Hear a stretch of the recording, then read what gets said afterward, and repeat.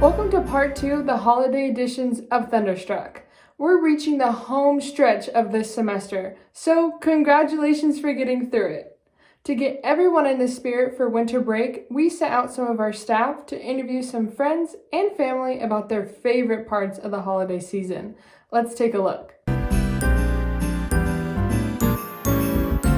What is your favorite holiday tradition? Probably decorating sugar cookies with my family. What is your favorite holiday tradition? Making gingerbread houses. What is your favorite holiday movie and why? My favorite holiday movie would probably have to be Polar Express, just because I always used to watch it when I was little and it just brings me good memories. All of the reindeers. Comet, Cupid, Prancer, Dancer, Rudolph. That's all I know. And now finish the lyrics. Last Christmas I gave you my heart. But the very next day, you gave it away. What is your favorite holiday movie and why? Mine is White Christmas, not because my last name is White, but because I just really love all the songs in it. Our very own Thunderbird Theater kicked off the Thanksgiving break with their show, She Kills Monsters. And we were able to get a behind-the-scenes look from the cast and crew. Let's roll the clips. What is your role in She Kills Monsters? I play the role of Chuck Biggs, also known as DM Biggs, because he's the dungeon master of the Dungeons & Dragons game that's overall the story. Sarah, what is your role in She Kills Monsters?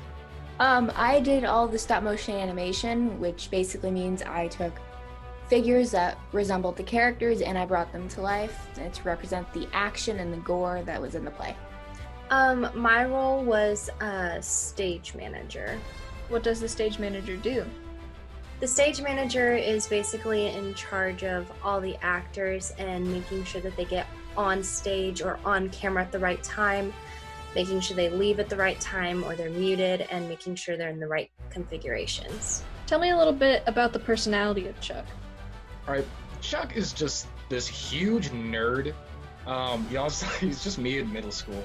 Like, wears his Dungeons & Dragons cloak all the time. A lot of the time he takes himself way too seriously and then immediately falls off. How long did all the stop motion take you?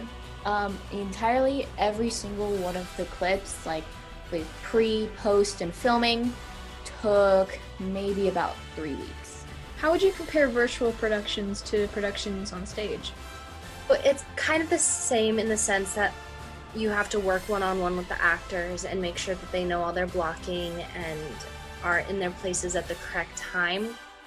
But it's definitely more difficult because in person you can go up there and show them exactly what is supposed to be happening. You can be having a conversation and there's no lag or difficult communicating because you're in person. But on Zoom and on virtual platforms, it's a lot harder because technology gets in the way. What was your favorite scene to perform in the show? My favorite scene was probably this one scene. It's like, I think it's in the first act. It's between my character Chuck and this other character named Miles, and it's basically a series of huge misunderstandings. I'm her friend, her secret friend. You're my girlfriend's secret friend?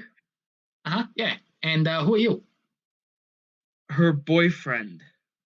Oh, I didn't know she was dating anyone. I think my favorite scene to create was when one of the characters, actually this one, had to jump in the air.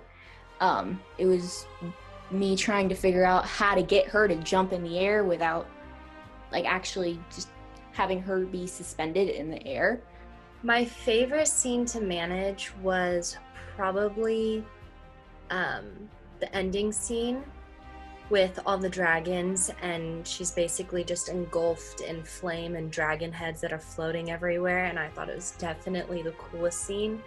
Either that or any scene where a character Steve popped up, because that one always made me laugh. You thought I was great name, Steve, and I come to. The fairy reaches out and rips out Steve's throat.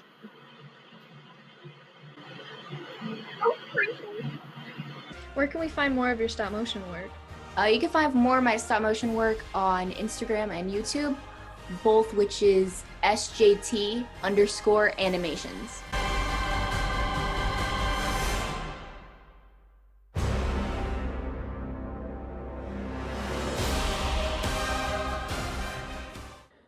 We know finals are a stressful time for everyone, so we put together our best advice for acing those tests.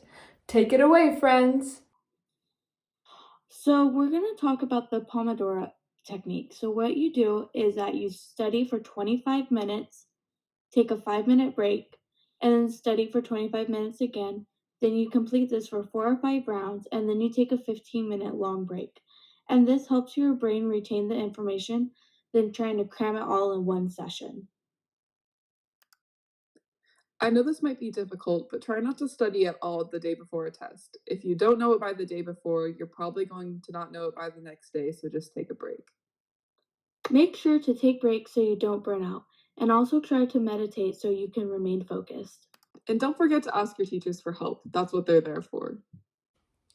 Obviously, finals are going to be a bit different this year, so let's take a look at the schedule.